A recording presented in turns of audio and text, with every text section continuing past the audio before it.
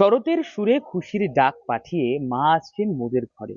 চারিপাশে সাজো সাজো রব। আর এই মুহূর্তে আমি দাঁড়িয়ে রয়েছি সেই সাজো সাজো রবের প্রস্তুতিকে সঙ্গে নিয়ে পানিহাটি পৌরসভার ১৯ নম্বর ওয়ার্ডের অন্তর্গত পানছিলা ঠাকুর বাড়িতে। কারণ এবছর পানছিলা ঠাকুর বাড়ি ৭৫তম বছরে পদার্পণ করেছে।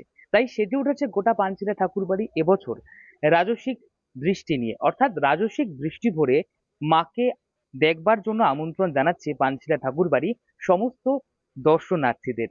আমরা এটা শুরু করেছিলাম ফেব্রুয়ারি মাস থেকে আমাদের প্যান্ডেলের কাজ শুরু হয়েছে। আমরা চাই আমরা রাজস্থানের যে গিয়ে মানুষ যেটা দেখে সেটা আমরা এখানে রাজস্থানের ঘরানায় একটা মহল তৈরি করার চেষ্টা করেছি। এই ভাবনাটার মধ্যে আছেন পার্থ মাইতি। আর আমাদের সাবেকি ঠাকুর যেটা তৈরি হচ্ছে, সেই সাবেকি ঠাকুর তৈরি করেছে নন্দ পাল। আমরা সাবেকি এবং থিমের একটা মেলবন্ধন তৈরি করেছি এবং থিমের ঠাকুর তৈরি করেছে সুকান্ত রায়।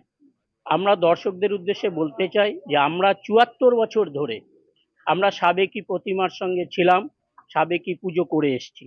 এই বছরই আমরা প্রথম ৭৫ বছরে এতদ অঞ্চলের সমস্ত মানুষের সহযোগিতায় এবং আবদারে তাদের চাহিদার জন্য আমরা এই থিমের পুজো শুরু করেছি।